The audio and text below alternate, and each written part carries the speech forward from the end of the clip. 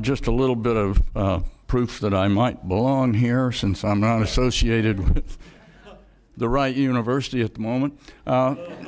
There's a couple of books up there, covers on the screen. I've taught at University of Michigan for about 40 years, and you can see on the left a book called Mineral Resources Economics and the Environment, which we use as a text, is used all over the world. It's about global mineral resources. And Great Lakes Rocks, which talks about 4 billion years of geologic history in the Great Lakes region, including the mineral deposits. So my view on this whole thing is much longer term than what you've had. It's also a little bit broader in terms of the state, and I'd want to emphasize that to you. Take a look at this skyline. You might recognize it. Everything in that picture except the Detroit River had to come out of the ground. Everything. If it can't be grown, it has to be mined. Mining is critically important to a modern lifestyle.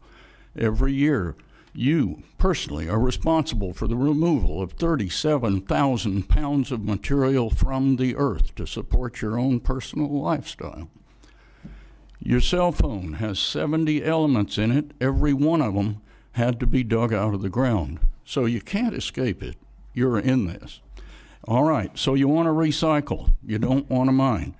We are the best recycler in the world, or among them here in the United States, and we can do 25% when we're just doing super for a few elements. Usually it's less than 10%. So we have to mine to get new stuff. But even if we did 100%, look at copper consumption. You can't see it, but on the bottom, that's 1900 on the left up to the present. That's world copper consumption. There are a lot of people in the world, including people in Michigan, who are advancing their standard of living and want more stuff. So even with perfect recycling, we're going to have to produce more. Mining is absolutely here to stay forever. Now, this shows you what we've done in the state in terms of hard minerals.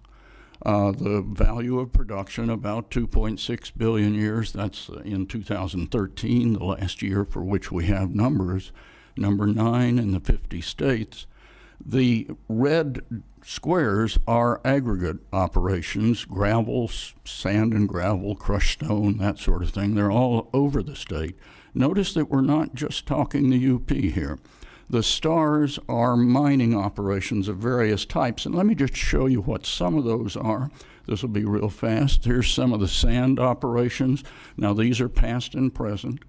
Here are operations that remove limestone, which makes cement. We're a big cement producer.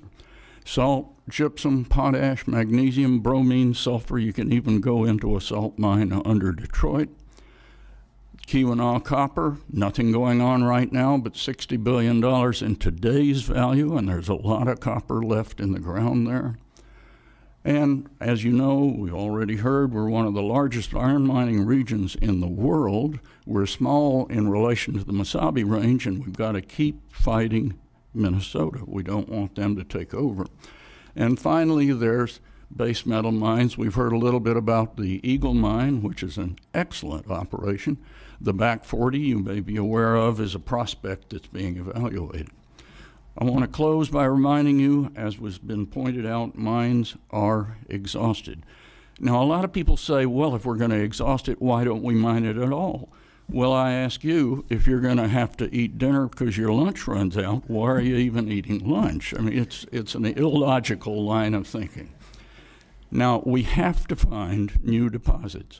Mineral exploration is a very difficult business. Look at the guy on the bottom. He put everything into it, and he just quit when his money and energy ran out.